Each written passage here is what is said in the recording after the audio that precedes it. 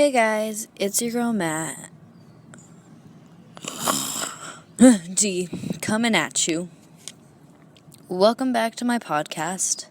Now, I know I might seem a little tired, but that's because I haven't had any coffee today. As of right now, I haven't had a single drop. A single drop of coffee, which means I'm dead inside. Anywho, I need my daily dose of coffee, so I'm heading out to Star Dollars. Star Dollars? Well, Starbucks, but yeah. Caffeine might be able to block adenosine receptors, but it can't block those jokes. Alright, let's go.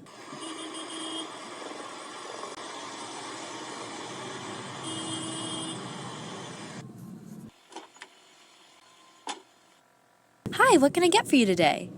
Can I have a Venti C8H10 N402? Is that all? Yes, thank you. Okay, that'll be 194.19 grams per mole. Okay, now that I've had my caffeine, let's talk a little bit about this amazing molecule. Its molecular formula is C8H10N402. This means that it consists of 8 carbon molecules, 10 hydrogen molecules, 4 nitrogen molecules, and 2 oxygen molecules. Caffeine weighs approximately 194.19 grams per mole. Caffeine has been around since the Stone Ages, and people have been speculating about its effects for many years. Most officially, caffeine was discovered in 1819 when a writer that was very interested in the sciences was impressed by a young scientist by the name of Runge. He offered him a prize of rare coffee beans, suggesting that he should try to determine what compound within the beans gave them their intoxicating quality. The scientist accepted this challenge and within months had successfully isolated their active ingredient, caffeine. So what does caffeine do? Caffeine has lipophilic characteristics that give it the ability to easily dissolve or diffuse into the bloodstream and cross the blood-brain barrier. Purine structure that allows it to target adenosine-related nucleotides and block them, so it stops you from being sleepy. There are a few different ways that scientists represent the molecule caffeine. And no, not one of them is a coffee cup, although that would be kind of genius. They are the Lewis dot diagram, the skeletal structure, and the 3D model. The Lewis dot diagram and the skeletal structure are 2D models.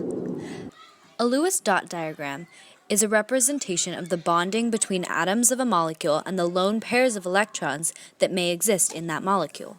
Caffeine as a whole is a polar molecule.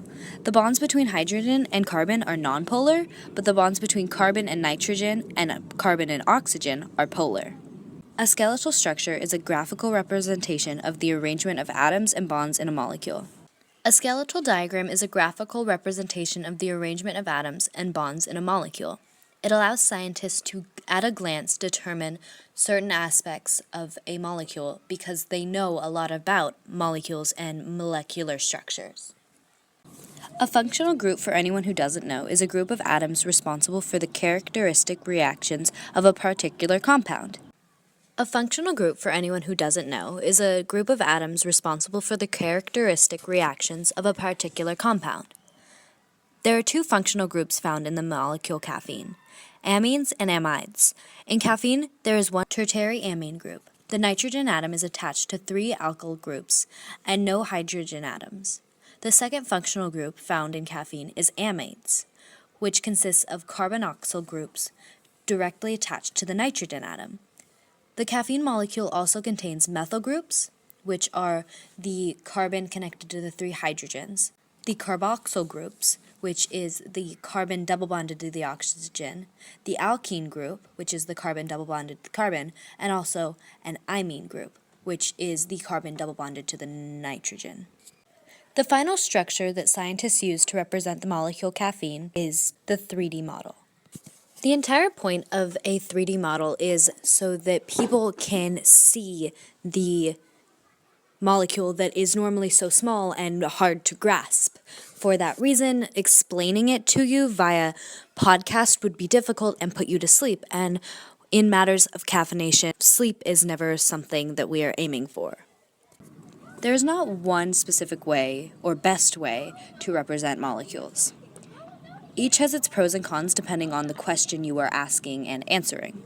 For example, if you want to determine the bond lengths, you would look at a skeletal or 3D model, not a Lewis dot structure. Or if you were looking for electron density, you would want to look at a Lewis dot structure, not a 3D model or skeletal structure.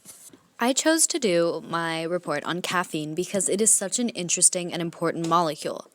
The main reason that it is so interesting and important is because it is so extremely relevant. The world consumes 260 million pounds of caffeine a year, and I know, I personally heavily contribute to that number.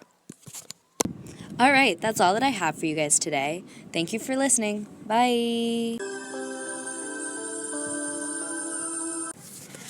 Hi. Side note, after note. Hi, I'm back again. This podcast could not have been created without the help of the New York Post, a research paper written by Francis Ioba and Sylvester Yop Openg, Toxopedia.com, a article from the Chemistry Chronicles, an article from the NBCBI, and Dictionary.com. So thank you very much.